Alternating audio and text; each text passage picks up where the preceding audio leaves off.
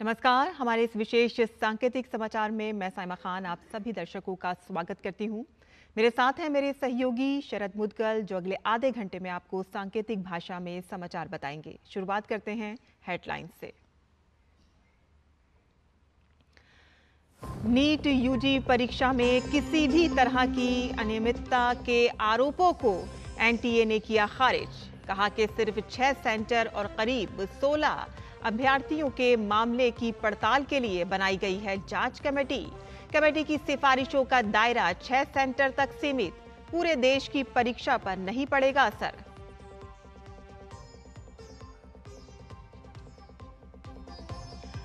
नौ जून को होने वाले शपथ ग्रहण समारोह की तैयारियां जारी। विदेशी मेहमानों के पहुंचने का सिलसिला जारी। शपथ समारोह में हिस्सा लेने के लिए दिल्ली पहुंची बांग्लादेश की प्रधानमंत्री शेख हसीना का एयरपोर्ट पर भव्य स्वागत। सेशल्स के उपराष्ट्रपति भी दिल्ली पहुंचे।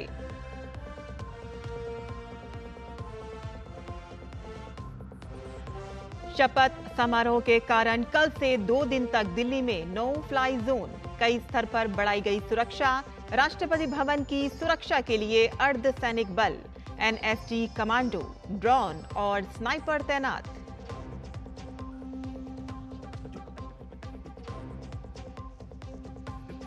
शपथ ग्रहण समारोह से पहले दिल्ली में बैठकों का सिलसिला जारी।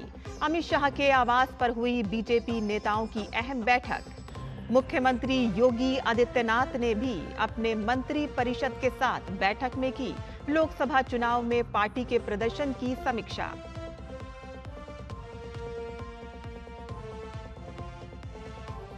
कांग्रेस कार्य समिति में चुनाव नतीजों पर मंथन। राहुल गांधी को विपक्ष का नेता बनाए जाने पर भी चर्चा। लखनऊ में समाजवादी पार्टी और कोलकाता में टीएमसी की भी अहम बैठकें।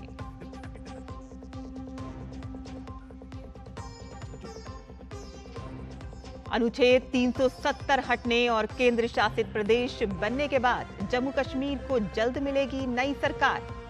निर्वाचन आयोग ने शुरू की विधानसभा चुनाव की प्रक्रिया। 2014 में हुआ था पिछला विधानसभा चुनाव।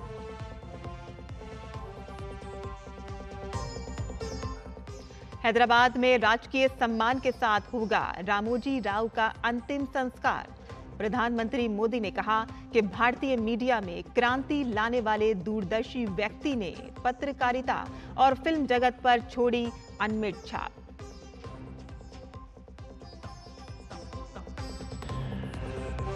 और टी20 विश्व कप में बड़ा उलटफेर। अफगानिस्तान ने न्यूजीलैंड को 84 रन से मात देकर हासिल की लगातार दूसरी जीत। बांग्लादेश ने भी श्रीलंका को हराया।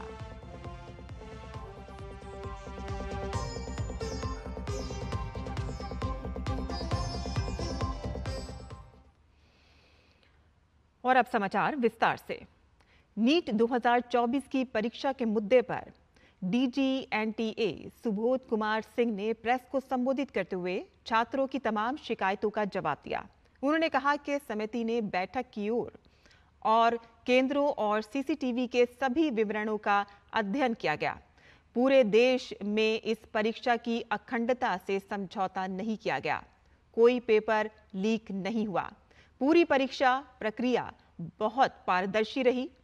उन्होंने कहा कि आगे समिति इस मामले पर पूरी जांच कर रही है।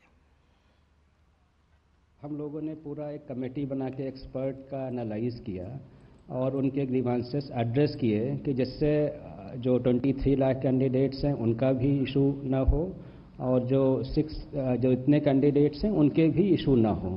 हमने ग्रीवांस रिड्रेसल कमेटी बनाई थी, उसने जो रिकमेंडेशंस दी थी उनको जो है एक हाई पावर्ड कमेटी एनालाइज कर ले। तो एक हमने कमेटी बनाई है।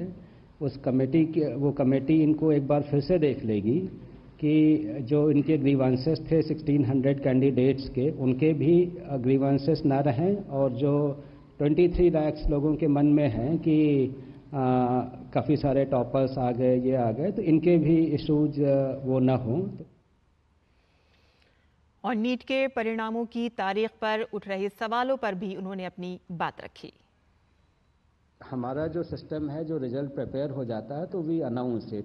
पहले भी एग्जाम में जैसे जेई में भी हमने जो डेट पहले एनटीए में कभी डेट नहीं होती थी कि किस डेट को करेंगे। इस साल से हमने ये किया कि एक अपने लिए एक आउटर टारगेट रखते हैं कि इस तारीख तक डिक्लेयर होगा, सो दैट एवरीबडी नोज कि they can plan after that whether the admission the colleges और व्हाटएवर। तो एक हम उसके लिए आउटर डेट देते हैं। पहले भी हमारी अभी जितने भी एग्जाम्स हुए हैं, एफर्ट्स रहता है कि जेई का हमने 11 दिन में किया, सेशन 1 का, और सेशन 2 में जिसमें 1 भी रहता है उसका 15 दिन में किया। तो इट इज़ नॉट कि वो किया। दूसरा जो है जो हमने किया उसमें सारी इन्फॉर्मेशन देते हैं। हमें जितनी भी इन्फॉर्मेशन आ रही सोशल मीडिया से हमारी प्रेस रिलीज से ही आ रही है। तो we have nothing to hide whether it is on this date और दैट डेट। तो it was ready on that date, so we announced on that date. और एक बार फिर से नरेंद्र मोदी के हाथ में देश की कमान होगी। कल यानी कि 9 जून की शाम नरेंद्र मोदी तीसरी बार प्रधानमंत्री पद की शपथ लेंगे। 2014 और 2019 के बाद अब फिर अगले 5 साल के लिए मोदी प्रधानमंत्री बनेंगे। शपथ ग्रहण समारोह में हिस्सा लेने के लिए बांग्लादेश की प्रधानमंत्री शेख हसीना दिल्ली पहुंच चुकी हैं। दिल्ली हवाई अड्डे पर उनका भव्य स्वागत किया गया।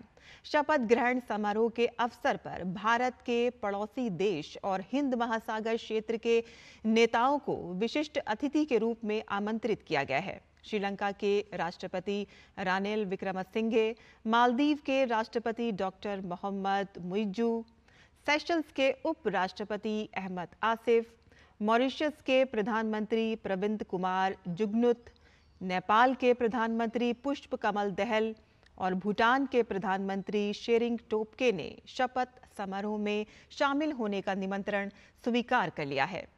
समारोह में भाग लेने के अलावा ये नेता राष्ट्रपति द्रौपदी मुर्मू की ओर से आयोजित भोज में भी शामिल होंगे और लगातार तीसरे कार्यकाल के शपथ ग्रहण समारोह में भाग लेने के लिए नेताओं की ये यात्रा भारत द्वारा अपनी पड़ोसी पहले नीति और सागर विजन को दी गई सर्वोच्च प्राथमिकता को ध्यान में रखते हुए है।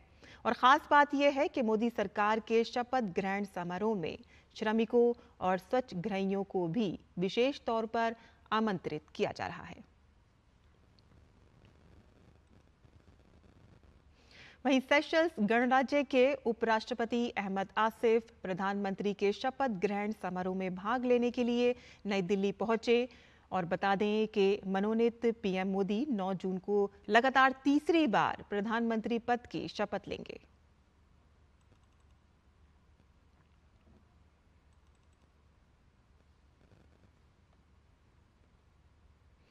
वहीं नई सरकार शपथ ग्रहण समारोह में दिल्ली में देश और विदेश से आने वाले तमाम वीवीआईपी मेहमान इकट्ठा होंगे और इसके लिए सुरक्षा व्यवस्था के कड़े इंतजाम किए जा रहे हैं। दिल्ली पुलिस ने 9 और 10 जून के लिए दिल्ली को नो फ्लाई जोन घोषित किया है और निषेधाज्ञा लगा दी गई है। इन 2 दिनों में पैराग्लाइडर्स, पैरामोटर्स, हैंग ग्लाइडर्स और UASS माइक्रोलाइट विमान जैसे उप पारंपरिक हवाई प्लेटफॉर्मों की उड़ान पर प्रतिबंध रहेगा और इसके साथ साथ बहुस्तरीय सुरक्षा व्यवस्था की जा रही है। राष्ट्रपति भवन की सुरक्षा के लिए अर्धसैनिक बल, NSG कमांडोज, ड्रोन और स्नाइपर को तैनात किया जाएगा। तमाम बड़े होटल्स को भी सुरक्षा के घेरे में लिया गया है।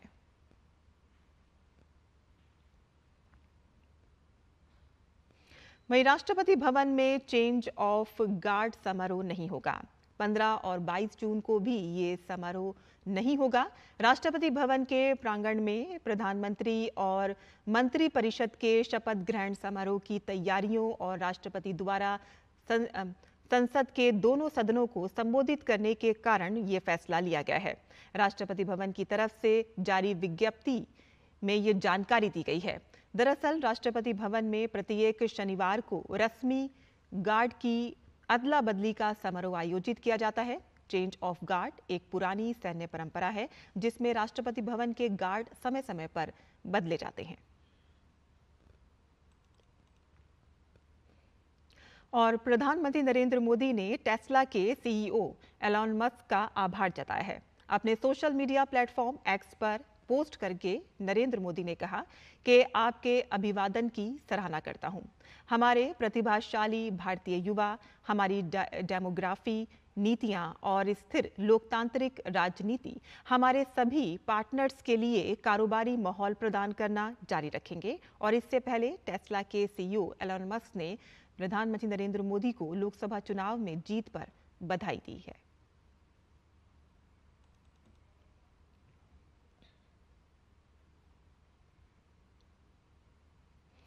कल यानी 9 जून की शाम नरेंद्र मोदी तीसरी बार प्रधानमंत्री पद की शपथ लेंगे। शपथ ग्रहण समारोह की तैयारियों के बीच दिल्ली में बैठकों का सिलसिला जारी है। आज अमित शाह के आवास पर बीजेपी नेताओं की अहम बैठक हुई, जिसमें कई महत्वपूर्ण बिंदुओं पर चर्चा की गई।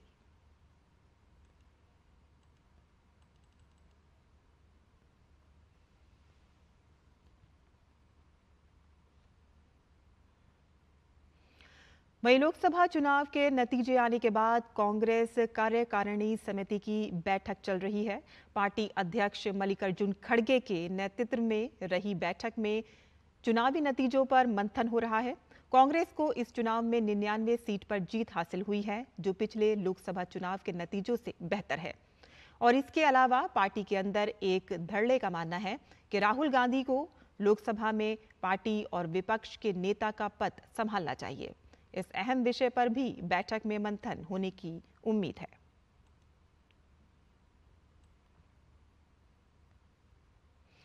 समाजवादी पार्टी ने उत्तर प्रदेश की राजधानी लखनऊ में संसदीय दल की बैठक की। इस बैठक में सपा नेता अखिलेश यादव, डिंपल यादव, धर्मेंद्र यादव, अफजल अंसारी समेत समाजवादी पार्टी के कई नेताओं ने हिस्सा लिया। इस बीच खबर सामने आ रही है कि अखिलेश यादव अपनी विधानसभा सदस्यता से त्याग पत्र देंगे। बता दें कि अखिलेश यादव उत्तर प्रदेश की करहल सीट से विधानसभा के सदस्य थे। लोकसभा चुनावों में कन्नौज सीट से जीत हासिल करने के बाद उन्होंने इस्तीफा देने का फैसला लिया है।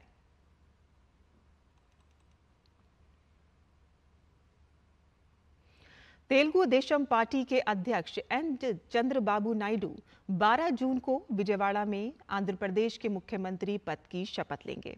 एन चंद्रबाबू नायडू अपने सलाहकारों द्वारा तय शुभ समय सुबह 11:27 पर शपथ लेंगे। शपथ ग्रहण समारोह विजयवाड़ा में गन्नावरम एयरपोर्ट के पास केसरपल्ली आईटी पार्क में आयोजित किया जाएगा। राज्यपाल एस अब्दुल नजीर उन्हें पद एवं गोपनीयता की शपथ दिलाएंगे। पीएम नरेंद्र मोदी, उनके मंत्रिमंडल के सहयोगी, विभिन्न राज्यों के मुख्यमंत्री, भाजपा और अन्य एनडीए सहयोगी दलों के नेता शपथ समारोह में हिस्सा लेंगे। हालांकि अभी यह स्पष्ट नहीं है कि एन चंद्रबाबू नायडू के साथ कुछ मंत्री भी शपथ लेंगे या नहीं।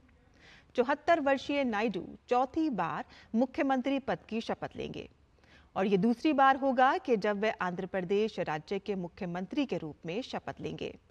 वे 1995 से 2004 के बीच संयुक्त आंध्र प्रदेश के मुख्यमंत्री रह चुके हैं और राज्य के विभाजन के बाद 2014 से 2019 तक मुख्यमंत्री रहे।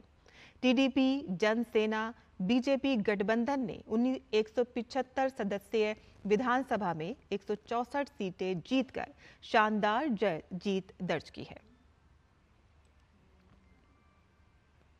और उड़ीसा राज्य में 24 साल बाद भाजपा ने नवीन पटनायक का किला ढाकर पूर्ण बहुमत के साथ सत्ता हासिल की है। विधानसभा की 78 और लोकसभा की 20 सीटें जीतकर भाजपा ने राज्य में बीजेडी को चारों खाने चित कर दिया। उड़ीसा में भाजपा की प्रचंड जीत और नई सरकार गठन के विषय पर हमारे संवाददाता ओपी यादव ने बात की उड़ीसा में भाजपा के प्रदेश अध्यक्ष मनमोहन सामल से। भारतीय जनता पार्टी के ओडिशा से प्रदेश अध्यक्ष मनमोहन सामल हमारे साथ मौजूद है। ये बात करते हैं सर, शानदार जीत, 21 में 20 सीटें और 78 सीटें 147 में, बेहतरीन उपलब्धि। 24 साल बाद एक बार फिर से भगवा लहरा रहा, क्या कहेंगे? जनता जनार्दन का आशीर्वाद में हुआ है। मैं पहले मोदी जी प्रधानमंत्री जो जिसका ऊपर भरोसा आम जनता ने किया और इस कारण हमारा सरकार यहाँ उड़ीसा में बनने जा रहा है। मुख्य मुद्दे क्या क्या थे और आपकी प्राथमिकताएं क्या क्या होगी? मुख्य मुद्दा पीने का पानी।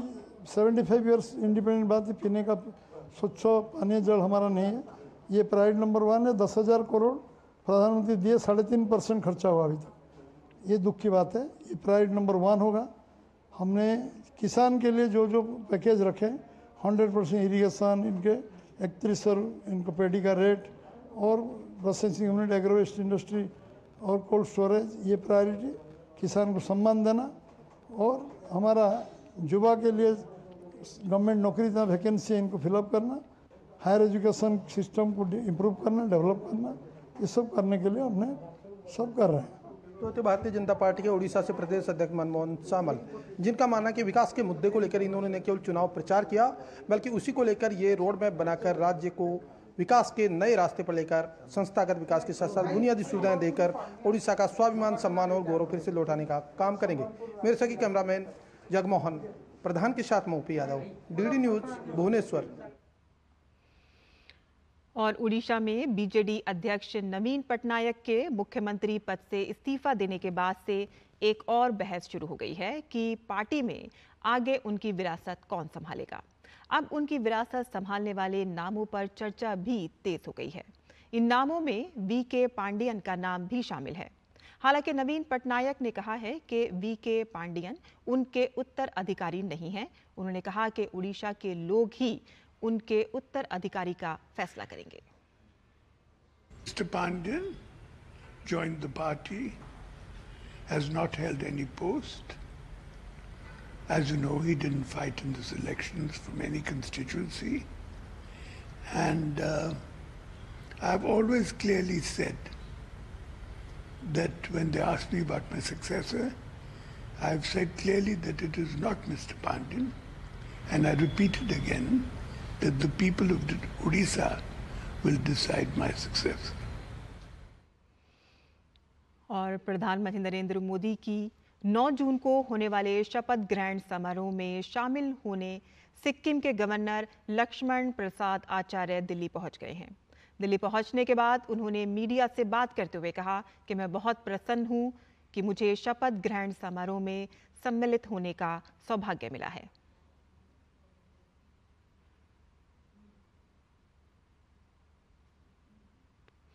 और छिंदवाड़ा कांग्रेस की परंपरागत सीट मानी जाती है, लेकिन इस बार बीजेपी ने इस अभेद किले को फतेह कर लिया है और इस high profile Lok Sabha seat Chhindwara से बीजेपी उम्मीदवार विवेक बंटी साहू ने कांग्रेस के उम्मीदवार और मध्य प्रदेश के पूर्व मुख्यमंत्री कमलनाथ के पुत्र नकुल नाथ को हराकर ऐतिहासिक जीत दर्ज की है।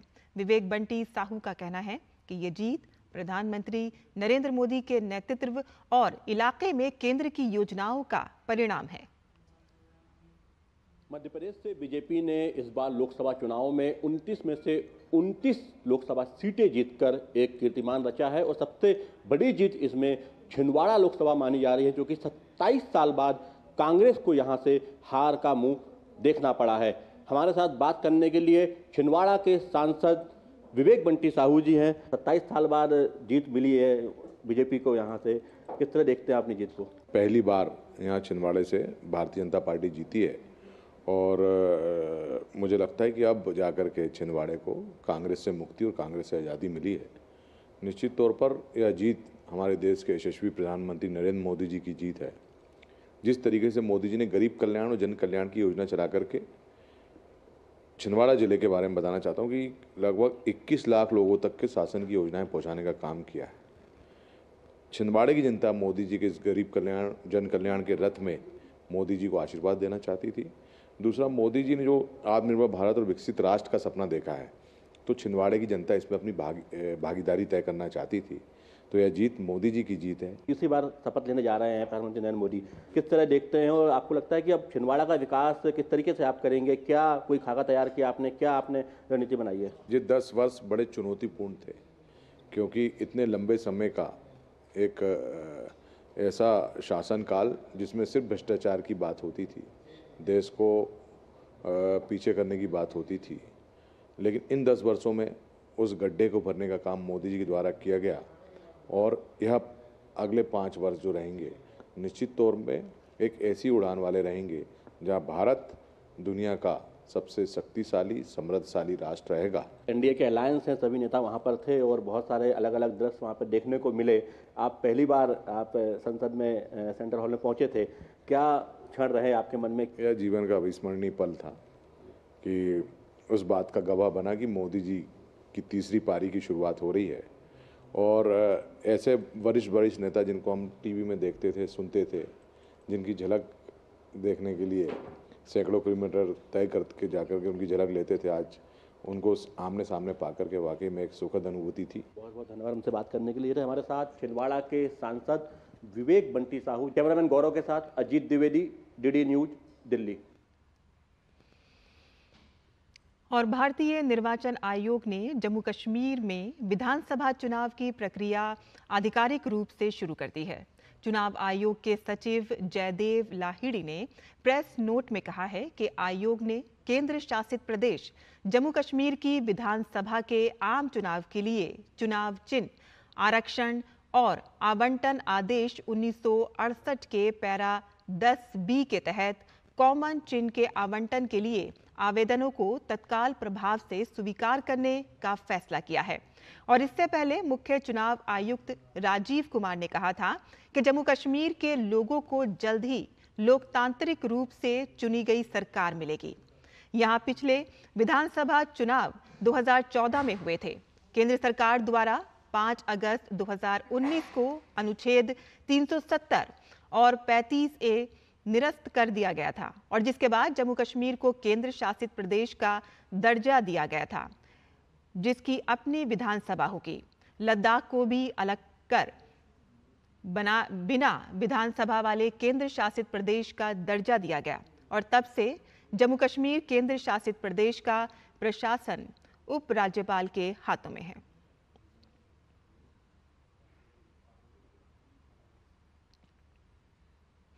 और छत्तीसगढ़ में चुनाव परिणामों के आते ही एक बार फिर से ईडी की टीम एक्शन मोड में आ गई है। ईडी ने 2 शहरों में छापेमारी की है, जहां ईडी की टीम ने राजनांदगांव गांव के डोंगरगढ़ में राइस मिल्स एसोसिएशन के अध्यक्ष मनोज अग्रवाल के यहां छापेमारी की है और यहां छापा कस्टम मिलिंग घोटाले की जांच के संबंध में मारा गया है। ईडी ने रायपुर में 2, दुर्ग में 2 ठिकानों पर और खरोरा में 1 जगह समेत कुल 5 ठिकानों पर छापेमारी की गई है और इसमें लगभग 140 करोड़ रुपए की अवैध वसूली राइस मिल्स के लिए से किए जाने की बात सामने आई है। और असम में बीते कई दिनों से लगातार चल रही बाढ़ की समस्या से लोगों को अब थोड़ी सी राहत मिली है।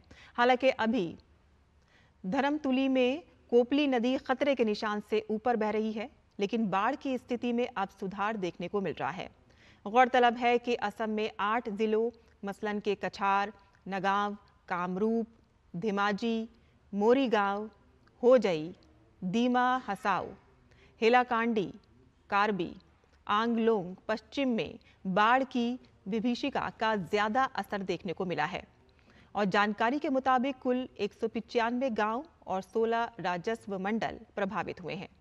हालांकि बाढ़ से प्रभावित लोगों को राहत सामग्री उपलब्ध कराने के लिए शिविर और 3 राहत वितरण केंद्र स्थापित किए गए हैं और इसके साथ ही 6175 से अधिक लोग मौजूदा समय में इन सभी राहत शिविरों में रह रहे हैं। तो वहीं दूसरी ओर एनडीआरएफ और एसडीआरएफ की टीमें लगातार बचाव अभियान चला रही हैं और बाढ़ प्रभावित लोगों को राहत सामग्री प्रदान कर रही हैं।